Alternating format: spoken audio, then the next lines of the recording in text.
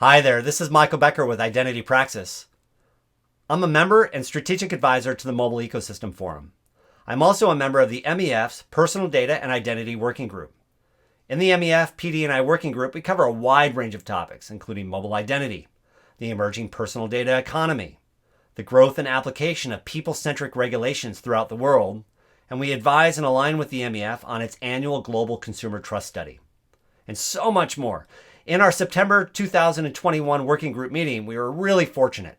We had Cameron DeBrosi, the managing director of Liminal, share with us his thoughts and insights on the current state of the mobile identity infrastructure market and how companies and governments throughout the world are leveraging mobile identity to serve the connected individual. In addition to his thoughts as to where the industry is today, he also shared with us his thoughts on where it's going. And so without further ado, here's Cameron DeBrosi and his prepared remarks that he shared with the working group on the state of mobile identity. And let you talk about your organization. Sure. For those of you who have not known me, you may have, or for those of you who do know me, rather, you may have known me as part of One World Identity. We actually just launched a new brand called Liminal the past week. So if you have heard anything about One World Identity is now Liminal. Now, what is Liminal? What was OWI? We are a boutique strategy firm focused specifically on digital identity, FinTech, and cybersecurity, but really anchored around this view that we have put together of the broader market landscape that really anchors digital identity firmly at the center of just about every interaction that consumers have with the modern business landscape. How do we work with our clients in a number of ways, but primarily advisory services, research, and then industry engagement. Many of you may have attended our conference that we hosted in the past called the No Identity Conference. That was from 2017 through 2020 before COVID, shall we say, precluded safely bringing 2,500 people together in the same room. Look for more news on when we hope to be bringing folks together at large scale safely moving forward. But for now, we're really focused on the launch of our new advisory services membership platform. So if anyone is interested in that, please do reach out. Would love to share more. Won't burn a bunch of time here, talking about what we do. Would love to dive into the meat of this market landscape. You can go ahead and pull the next slide.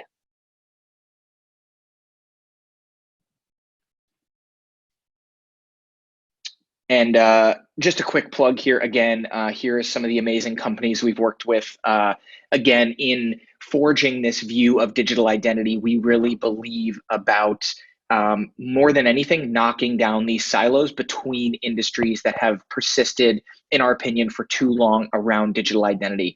That when we're thinking about digital identity, it must necessarily be completely inclusive of all different facets of how a consumer is interacting with, whether it's governments, non-governmental organizations, financial services organizations, healthcare, e-commerce, big tech, you name it. Really fundamentally think that digital identity needs to be applicable to all of those different use cases, and that a full 360-degree view of the entire digital identity lifecycle is required to drive progress. So without further ado, next slide, please. And we can take a look at this landscape, colloquially known as the Honeycombs, after a number of our clients have called it the Honeycombs, so that has stuck. We have leaned into that. Now, what are we looking at here? Each of these different solution segments is nestled together, positioned on this map with relative positioning in accordance with how these segments come together to address different use cases across that digital identity lifecycle. So at a high level in terms of position, you can think of adjacent segments having a high level of influence over one another. Additionally, when you look at how they're positioned in space, the closer a segment to the middle of the map, the more likely it is to be an anchor for a broader digital identity platform. You'll see those platforms noted with this little node logo, if you will. We have kind of an outlier here on the corner with network infrastructure and security. But by and large, the closer you are to the middle of the map, the more likelihood that you can anchor a complete digital identity platform around that solution segment. One of the other key things to note is this color coding. So we like to think about each of these market segments based on the type of data that underpins it. Whether that data is deterministic, a prime example of that being a traditional credit bureau. Think a database with columns, name, address, date of birth, social security number, national ID card number, etc. These are first-party data sets, attributes kind of known to be true. You can just look those up in a database table. What is Cameron's phone number? It is this. Contrast that with the probabilistic data segments, these segments in yellow or amber, and those are predicted data, data that is constructed based on relational patterns. A prime example of this being, for example, fraud prevention and risk management. Let's look at a history of transactions that an identity has seen across a network. For example, the platform Sift, prime example of this, and looking at, okay, based on what we have seen, what is the IP address of this device? What is the browser fingerprint? What is the transaction history? Let's make an inference and calculate a risk score for a given new transaction. I don't know this transaction to be fraudulent or safe, but I'm going to crunch on a bunch of different data sets and calculate some probabilistic assumptions. Last but not least, we have our self-managed data segments. These are in pink or red. And these are pieces of data that are individually attested. So think a password, for example, like that is defined by the user. They are the one who is creating that or has the opportunity to modify that. Now, why is this important? Because we feel that the type of data that underpins these segments really informs the possibilities for how that segment might influence other segments and how these fit together into solutions. Now, what does this mean practically speaking? I think the best way that we have come up with to kind of explain our broader perspective is that we do not see digital identity as a what, but a how. Digital consumers are not looking to purchase digital identity in the abstract. Enterprises are not looking to purchase digital identity solutions in the abstract. What do consumers want to do? What do businesses want to do? They want to meet their demand for use cases. So consumers, I want to safely apply for a mortgage from my mobile device. I want to log into my bank account to check my balance. I want to send $100 to my friend who treated me to dinner the other night. I'm not thinking about, oh, I need authentication, or, oh, I need an identity wallet, or, oh, I need a password manager. I'm trying to get access to the things that I want to do that make my life easier. On the flip side of that, businesses, same thing. Businesses, by and large, do not say, I'm in the market for biometrics, or I'm in the market for an identity and access management solution. They are thinking about, how do I manage my customers across the digital identity lifecycle? How can I understand who my customers are? How can I meet their needs? How can I bring them on board my organization? How can I shepherd them through onboarding into the management of their relationship? And then, if that relationship comes to an end, how do I close their account? If they want to purchase additional services from me, maybe across different lines of business, how do I provision that access? How do I understand my risk? So this fundamental shift of digital identity is not a what, but as a how. I think is a really critical piece of our broader perspective around how we view this landscape.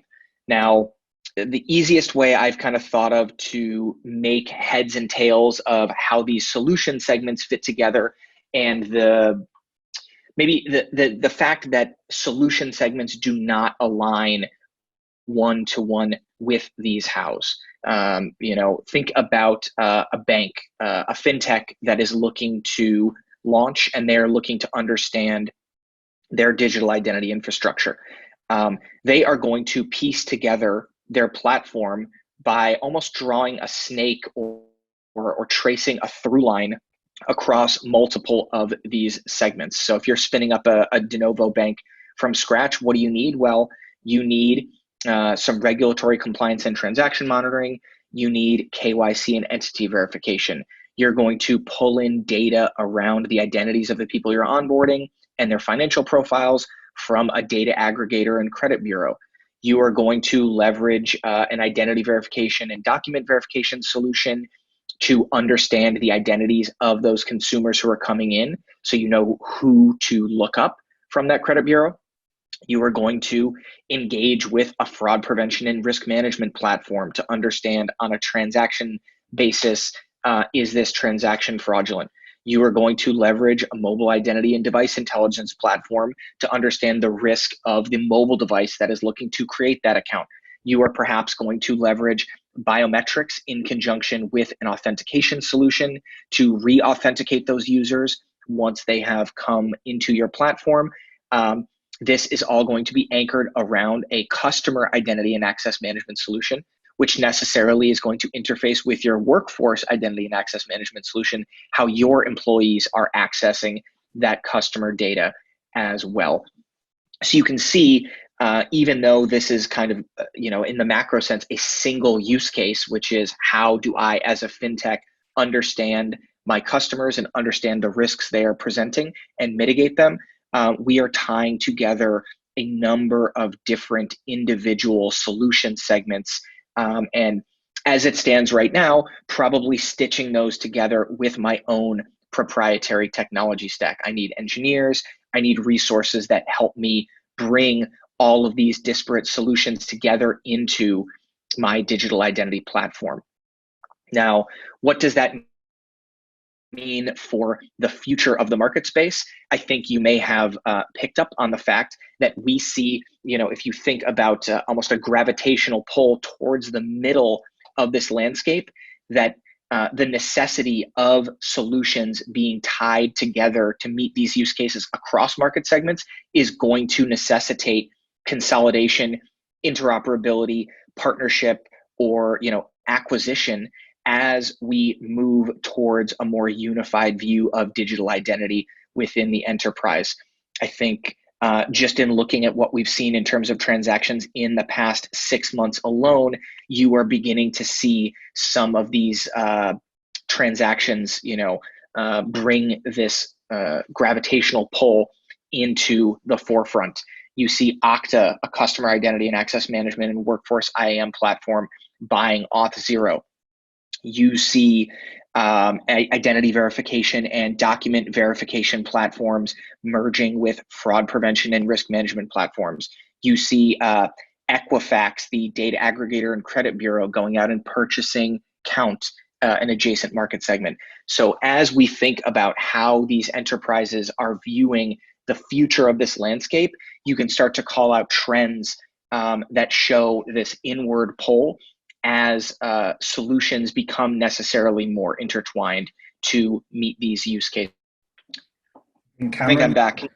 Yeah, you're back. See me again? Yeah, booted there for a second. I wanted to double click on, given the audience here, this notion of mobile identity and device intelligence. We at Liminal really do feel like there is a tremendous opportunity for the role that mobile identity has to play in the stitching together of these very diverse market segments towards a more unified solution. If you look at where we have this positioned on the landscape, it is really almost this anchor point, if you will, or as we call them, a golden cog between identity and access management, so how users are able to provision these facets of their identity, but it's adjacent to authentication, to biometrics, to identity wallets, to identity proofing, to fraud prevention and risk management. And I think that's no coincidence. We really see the mobile device as playing an almost irreplaceable role in terms of this linkage between a physical person in live space or meet space, you might say, and the digital realm. Consumers remain highly engaged with their mobile devices. the velocity of the signals coming out of these mobile devices and the mobile ecosystem remains tremendously high. If your device is compromised or stolen as a consumer, you are probably more likely to notice that mobile device is missing or malfunctioning more quickly than any other device in your life because of that central role. And that makes this a tremendous leading indicator from a risk signal perspective for these platforms that are looking to know, hey, Cameron is trying to do a transaction within my ecosystem. Can we query his mobile network, understand, has this device changed? Did he switch his cell phone over to a new device within the past day? That's really going to heighten the risk. Is the geography of where this device is located matching with the patterns of Cameron's life? Do we understand him to be in a place that he should be? All of these signals are really, really critical in forging this connection between the digital and the physical realm.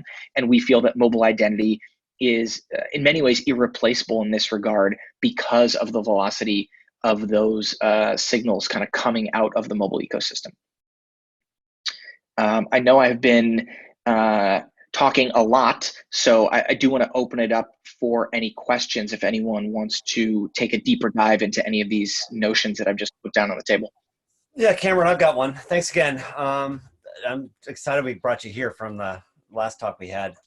So you've talked a lot about this idea of identity. Can you define that term in relation to personal data? Yeah, in many ways, I think personal data could be thought of as a broader synonym for identity. Like when I think of identity, first and foremost, I think of identity being a series of attributes that are attached to a person. Those attributes can be something as rigidly defined as a social security number, but they can also be as abstract as the way and angle in which I hold my device when I'm typing. It could be healthcare IoT data. It could be historical geolocation data. It could be a calculated credit score. It could be my hair color, my eye color, my weight. So whether it's something immutable like my fingerprints or my DNA, or something more transient like where am I at this particular moment in time, I think you can think of identity as each and every one of those data elements. And why this is so fascinating to me is because the weight that every person attaches to each one of those identity attributes, the meaning, how well they want to protect it, whether they're willing to share it, is something that is deeply personal and nuanced, has a number of both personal and cultural factors. And that I think is a main driver of why you see different markets, even within a different nation, different regions taking different approaches and having different feelings about digital identity and some of these new key questions that we're looking to unpack as an industry. What type of data do I want to share? How should industries have access to it? Because of this deeply personal nature. Yeah, and again, if you think about it, it crosses that deterministic to probabilistic. So for example, in your immutable term, that could be deterministic in the sense that I know a username and password, I know it's you, I know your biometrics, versus the probabilistic of we take up all of these different attributes to guess or correlate who you are. And frankly, given enough attributes, you can, with near certainty, get it right. But if you have fewer attributes, you'll have less correlation. That be appropriate assessment?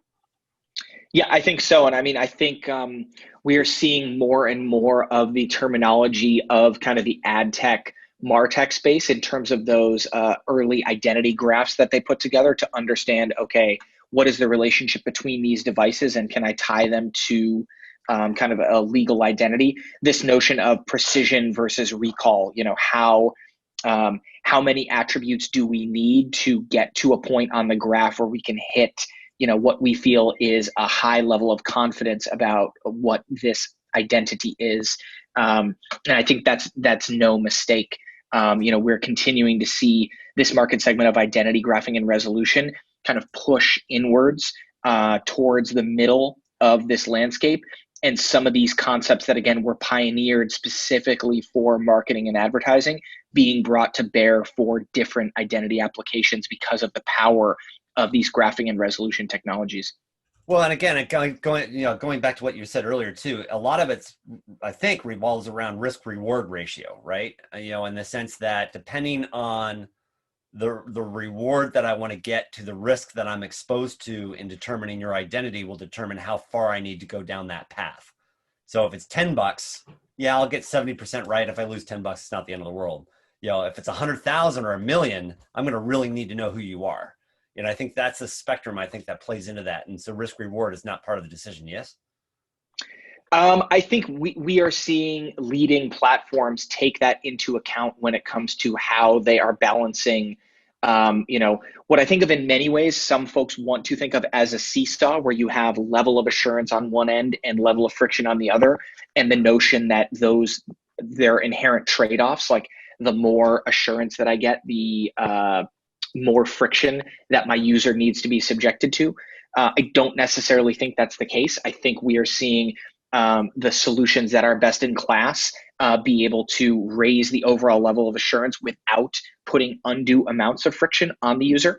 But I think to this point I raised earlier around the cultural and kind of personal nuances that impact digital identity, consumers in many ways actually have come to expect certain levels of friction around transactions. And when they don't experience a set level of friction, given the risk that they see in a transaction or the level of difficulty that they feel is assigned to a transaction, they get nervous. I'm going to steal one of our founder Travis's anecdotes, but when he was working at Google, they had launched the kind of Google Wallet app initially. And when folks were clicking the button to send money and initiate a transaction, as the app was originally designed, it just went through immediately. There was no loading screen or pinwheel or something like that. So you'd click the send button and it would immediately say, congratulations, you just sent $500 to Michael Becker. And folks were actually double and triple sending money because they didn't believe that it could happen instantly. In their mind, there's like a pneumatic tube full of dollar bills whooshing around some Terry Gilliam-esque warehouse somewhere. And the fact that it happened instantly meant they felt it didn't work. And so they actually had their engineers build in some purposeful lag on between the button press and the transaction confirmation to make people think something is happening. And you see that as well in terms of the level of friction that folks are presented with when doing high value, what you might consider to be high risk transactions, where platforms will actually put in more friction than is necessary for their own risk tolerance at a platform level, because consumers, want to feel protected by the friction that they jump through, even if the platform has a good idea that they are who they're claiming they are. Yeah, and by the way, one more observation, then open it up to the floor. First and foremost, happy to have anybody send Michael Becker $500. So at Identity Praxis, go for it. Happily take it. Flip side though, on that, the balance between, I think the key there that you talked about, this like friction element, I think that's the big difference between like the master symphony and the high school band, right? In that it's not that the big companies need to actually do a lot of work to make that frictionless experience look easy, and so I think that's a really important idea, that in order to have that omnipresent experience for your audience, there's a lot of choreography and a lot of conducting that needs to go behind the scenes to really make that come across seamless. And I think that kind of difference between symphony and high school band is a nice analogy there. Yeah, that's, we didn't plan this. That's a fantastic setup. If you were to ask me what is my, Cameron D'Ambrosi's buzzword of 2021 thus far, I would say it is orchestration.